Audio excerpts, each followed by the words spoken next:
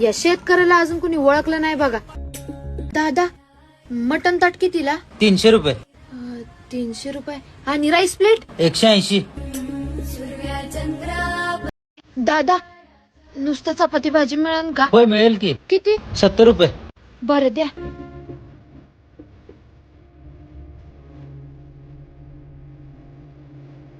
कसल्या तर अडचणीत आहे वाटतं. जाऊ दे.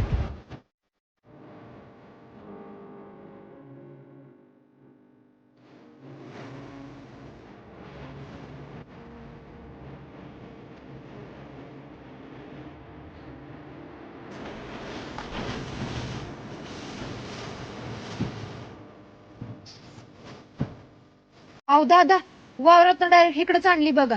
अहो तुमचं बरोबर आहे. पहिला माल शिल्लक आहे, त्याचं काय करू? अहो दादा, लय आशेनं आले बा मी तुमच्याकडं. अहो आशा तर खूपच वाईट आणि शेतकऱ्यांचा आशा धरूच नाही. अहो पण अहो ताई, परवा दिवशी 30 ला विकले, काल 20 ला विकले, आज 10 ला पण कोण विचारेना. दादा तुमचं बरोबर आहे. अहो पण एवढं मोठं गट आहे. हे एवढं घ्या.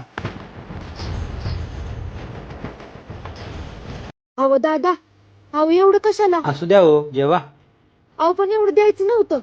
असू द्या हो असू द्या. अहो एवढं पैसे नाही तो माझ्याकडं. अहो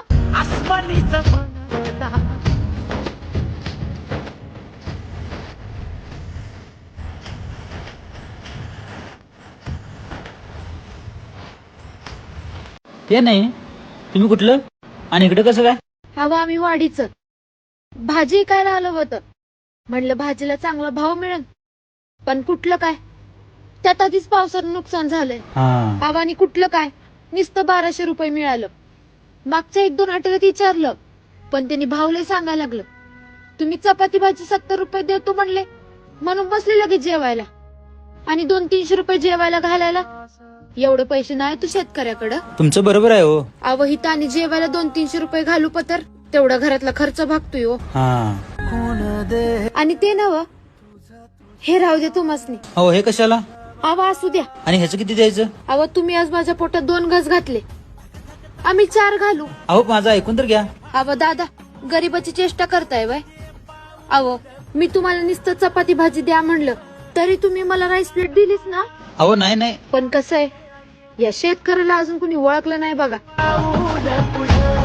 चला येते.